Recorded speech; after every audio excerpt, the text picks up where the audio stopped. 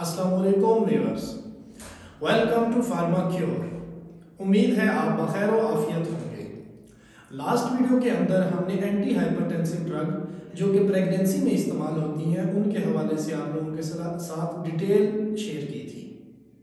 आज हम एक और कॉमन डिजीज़ जो कि प्रेगनेंसी के दौरान हो जाती है, जिसको हम डायबिटीज़ मिलाइटस, जो कि एक कॉमन डिजीज़ है, उसका प्रेगनेंसी से कोई ख़ास ताल्लुक नहीं, लेकिन बहुत से ऐसे प्रेग्नेंट वुमेन जिनके अंदर ड्यूरिंग प्रेगनेंसी डायबिटीज़ के सिम्टम्स आ जाते हैं, उनके हवाले से आज हम डिटेल ओवरव्यू शेयर करेंगे आप लोगों के साथ। इसमें जो आपके पास प्रेगनेंसी के दौरान डायबिटीज़ होती है उसको हम गेस्टेशनल डायबिटीज़ कहते हैं या फिर प्री गेस्टेशनल डायबिटीज़। अब प्री गेस्टेशनल डायबिटीज़ और जो आपके पास गेस्टेशनल डायबिटीज़ है उसमें क्या डिफरेंस है कि आपके पास एक स्पेसिफिक टेस्ट होता है जो कि HbA1c होता है। HbA1c का जो वैल्यू है वो नॉर्मल होती है 4 से 6% के दरमियान में। अगर इससे वैल्यू जो है वो एक्सीड कर जाए, 6 से ऊपर चली जाए, तो उसको हम प्री गेस्टेशनल डायबिटीज़ के अंदर कंसिडर करते हैं। और अगर ये वैल्यू जो है वो 10 से भी ज़्यादा एक्सीड कर जाए तो वो आपके पास गेस्टेशनल डायबिटीज़ हो जाएगी। अब जब एक पेशेंट के अंदर प्रेगनेंसी के दौरान तमाम साइंस और सिम्टम्स शो हो जाएं या ये जो आपके पास टेस्ट है इसका जो रिजल्ट है वो पॉजिटिव आ जाए, तो ऐसी कंडीशन के अंदर हमें कुछ स्ट्रेटजीज अपनानी पड़ेंगी ताकि हम उसको बेहतर से बेहतरीन की तरफ ले जा सकें। अब इसके अंदर पहला जो स्ट्रेटजी है वो है एजुकेट करना, कि उसको ये चीज़ बावर कराना, बताना कि ये जो कंडीशन है ये सिर्फ और सिर्फ उसकी जो हार्मोनल डिस्टर्बेंस है उसकी वजह से हुई है, ये इस स्पेसिफिक कंडीशन की वजह से हुई है। तो उसके लिए उसको जो इनकरेज करना है, उसको इनकरेज क्या करना है कि उसकी जो डाइटरी रिस्ट्रिक्शन है, यानी कि डाइट जो है उसकी बहुत ही स्पेसिफिक कर दी जाए, जिसके अंदर उसका जो प्रोटीन इंटेक है वो मैक्सिमम हो जाए और जो आपके पास कार्बोहाइड्रेट वगैरह का इंटेक है वो लेस हो जाए।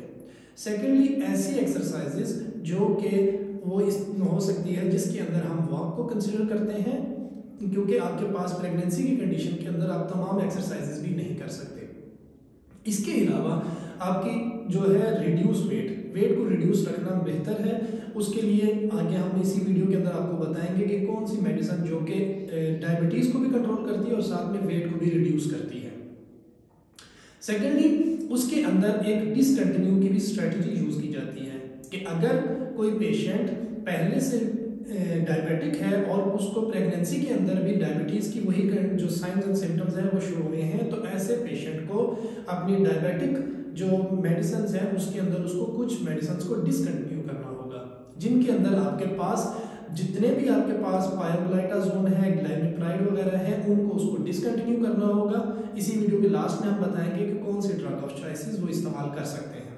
सेकेंडली, अगर कोई पेशेंट हाइपरटेंसिव है तो उसकी कंडीशन हमने लास्ट वीडियो के अंदर आपको बताया कि एस इनहिबिटर्स और स्टैटिन फैमिली को उसको डिसकंटिन्यू करना होगा। इसके बाद उसकी एक स्ट्रेटजी है असेस और रिव्यू करना, मॉनिटर, यानी कि उसका जो ब्लड ग्लूकोज लेवल है उसको मॉनिटर करना है। और उसको मॉनिटर करने के लिए आप घर के अंदर भी ग्लूकोमीटर यूज़ कर सकते हैं और फ्रीक्वेंटली आप जो है लैब के टेस्ट को भी यूज़ कर सकते हैं। अब ये तमाम जब हमने डिस्कशन कर ली, तो अब हमारा जो इस वीडियो का बेसिक मोटिव था वो ये है कि हमने कैटेगरीज बतानी है कि कौन सी मेडिसिन सेफ हैं ड्यूरिंग प्रेगनेंसी। अब उसके अंदर अगर हम ओरल की तरफ जाते हैं तो हमारे पास एक मेटफॉर्मिन है जिसका ब्रांड नेम ग्लूकोफेज है, जो कि 500 mg और 250 mg की पैकिंग के अंदर मौजूद है। वो सेफेस्ट है और उसका एक जो मेजर है कि वो आपके पास वेट को भी रिड्यूस करती है। सेकंड, हमारे पास कैटेगरी बी के अंदर जो एक मेडिसिन है जो कि सिटाग्लिपिन है और मेटफॉर्मिन के साथ कॉम्बिनेशन में अवेलेबल है, ये भी आपके पास ड्रग ऑफ चॉइस के तौर पे इस्तेमाल होती है। थर्डली, हमारे पास जो रेगुलर इंसुलिन है, जिसको हम लॉन्ग एक्टिंग रेगुलर इंसुलिन है, वो भी as a drug of choice use होती है। और बेसिकली अगर प्रेगनेंसी गेस्टेशनल जो डायबिटीज़ है उसके अंदर मैक्सिमम जो है वो ओरल एंटी डायबिटिक के बजाय उसको इंसुलिन की तरफ शिफ्ट किया जाता है। मैक्सिमम ये कोशिश की जाती है कि वो इंसुलिन की तरफ शिफ्ट हो जाए।